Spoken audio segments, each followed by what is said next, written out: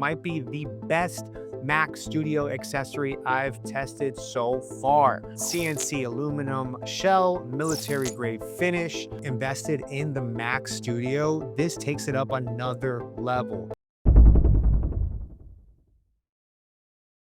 What if I told you the cleanest Mac Studio setup I've ever used doesn't even come from Apple itself?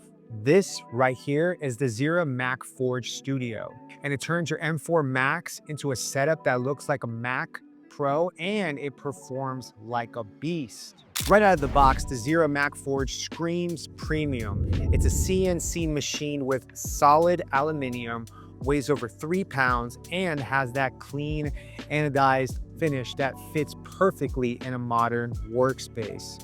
You also get stainless steel handles and feet, plus a soft tray insert that lets you slide your Mac Studio in without tools. Everything about it is seamless.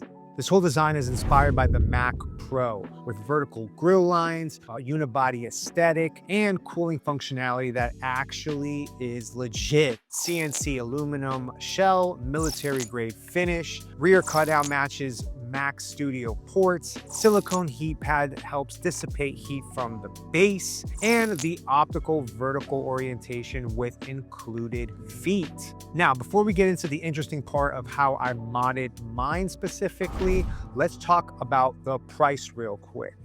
The Zeera MacForge Studio comes in at around $199. So yeah, it's not a budget pick, but it's not trying to be either. You're paying for the CNC machined aluminum, a Mac Pro aesthetic, and an actual airflow engineered system that's just not another skin or another shell off the market.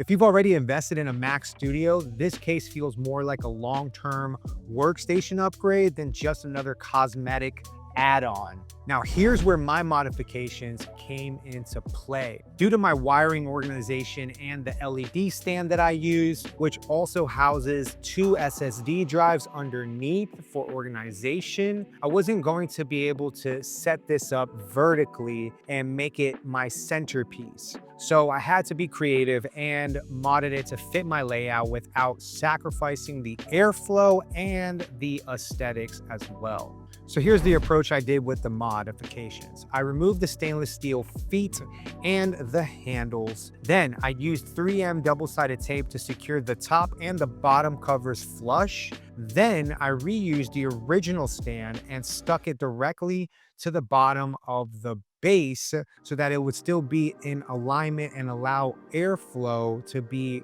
functional, so it wasn't just covered. And a bonus, if I ever wanted to go vertical in the future, I still can by just reattaching everything, and there you have it.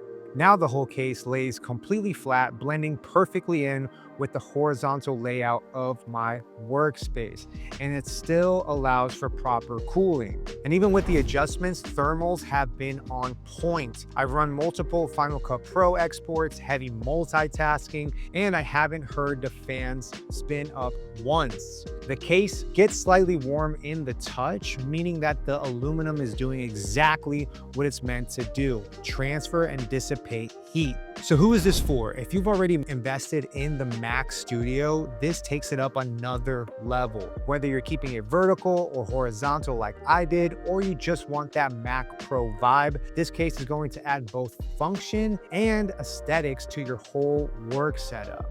My final thoughts with this: the Zeera MacForge Studio might be the best Mac Studio accessory I've tested so far. It looks professional, protects my gear, helps with cooling, and honestly, it makes my setup feel like it belongs in a production studio. For creators, editors, or anyone looking to build out a workstation with intention, this one is going to be a definite to your arsenal. And if you found this video helpful, give it a thumbs up and drop a comment down below whether you would have this set up vertical or mod it like I did. And if you're setting up your own Mac Studio at home, consider subscribing. I always got more content coming up about workflow, gear, and clean creator setups. So thank you yet again. Stay intentional, and I'll catch you all on the next one.